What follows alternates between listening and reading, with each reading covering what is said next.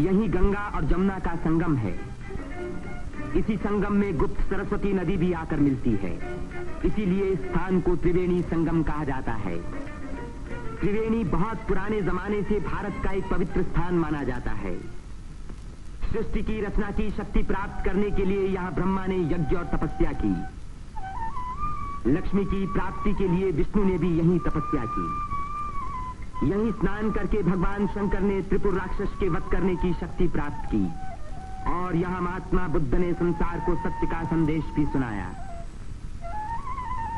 समुद्र मंथन के बाद जयंत के अमृत का घड़ा लेकर जाते समय एक अमृत कण छलक कर यहाँ गिरा और तभी से इस स्थान पर कुंभ मेले का महान पर्व आरंभ हुआ।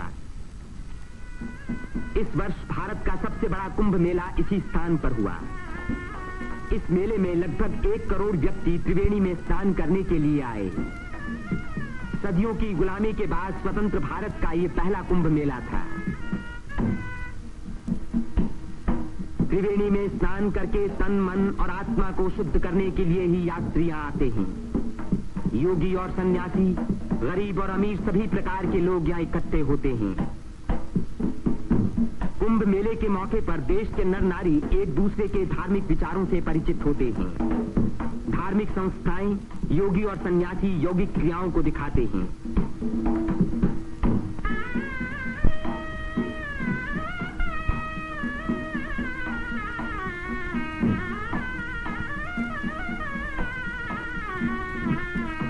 धार्मिक विचारों पर तर्क वितर्क होते हैं और देश के गौरवपूर्ण प्राचीन रहस्यों का उद्घाटन होता है।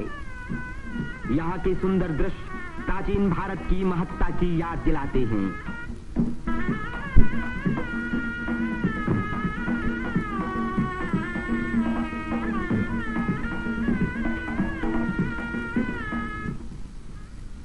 मेले के धार्मिक रूप के अलावा उसके दूसरे दृश्यों में सुंदरता और स्वतंत्रता का रंग चमक रहा था। रंग बिरंगी चूड़ियां, देवी देवताओं की मनमोहिनी मूर्तियां,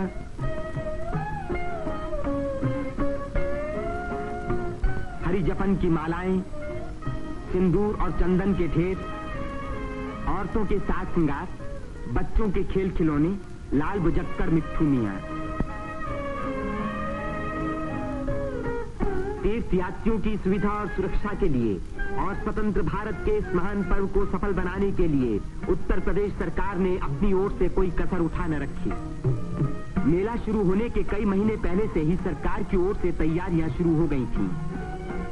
उबड़ खाबड़ जमीन को समतल बनाने के लिए बुलडोजर जैसी बड़ी बड़ी मशीनों से जमीन की सतह ठीक की गई।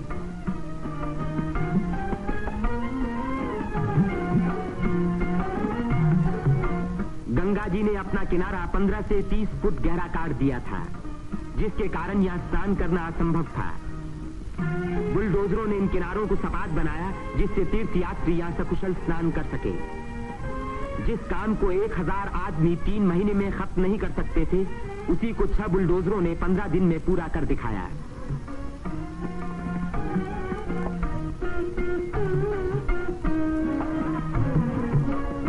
फौजी इंजीनियरों ने सड़कों पर बिछी रेलवे लाइनों के ऊपर पुल बनाने में बड़ी मदद की।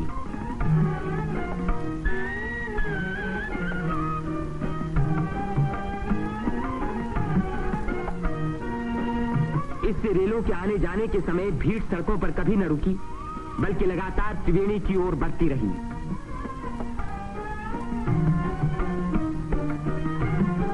जगह की कमी के कारण ज्यादा लोगों के रहने का इंतजाम गंगा के पूर्वी तट पर झूसी की ओर किया गया। वहां से शेष मेले तक आने के लिए भारतीय सैनिकों और उत्तर प्रदेश सरकार के सार्वजनिक निर्माण विभाग ने पीपों के 6 पुल बनाए। कुंभ मेले के इतिहास में यह पहला मौका था जबकि यहाँ बिजली लगी। 1000 बिजली के खंभे लगाए गए, जिनके लिए 160 मील से अधिक लंबी तार लाइन इस्तेमाल हुई। उत्तर प्रदेश के स्वास्थ्य विभाग ने यहाँ सफाई का बड़ा अच्छा बंदोबस्त किया। चारों तरफ मशीनों से लगभग 250 मन डीडीटी का भारी छिड़काव किया, जिसके कारण मेले में मच्छरों व मक्खियों का नामो निशान बाकी न रहा। मेले के आरंभ से ही सरकार ने हैजे के टीके लगवाने का प्रबंध किया। यात्रियों को सलाह दी गई कि वे मेला क्षेत्र में आने से पहले टीके लगवा लें। कदाचित इसी व्यवस्था के कारण मेले के मौके पर कोई भी रोग नहीं फैला।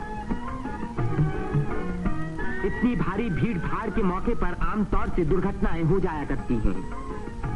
इन दुर्घटनाओं का सामना करने के लिए उत्तर प्रदेश सरकार ने चिकित्सा एवं स्वास्थ्य विभाग की एम्बुलेंस गाड़ियों से घायल और बीमार यात्रियों को तुरंत अस्पताल पहुंचाने का पूरा प्रबंध किया।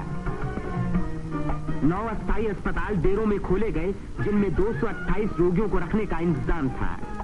गरीब रोगियों को खाना मुफ्त में दिया गया। राशनिंग विभाग ने यात्रियों की सुविधा के लिए यह आटा, शक्कर, मिट्टी का तेल और अन्य जरूरी सामान का भारी स्टॉक जमा किया, जिससे इन चीजों की कीमतें न बढ़ पाईं। इसी प्रबंध के कारण हर व्यक्ति को सस्ते मूल्य पर अपनी इच्छा का खाना मिल सका।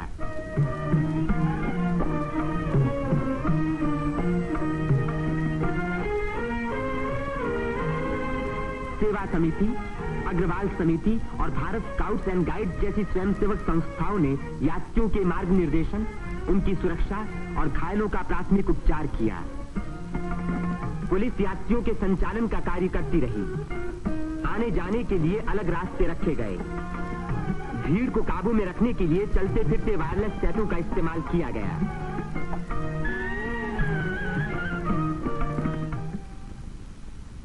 भूले भटके लोगों को खोज निकालने और उनको उनके घर वालों तक पहुंचाने का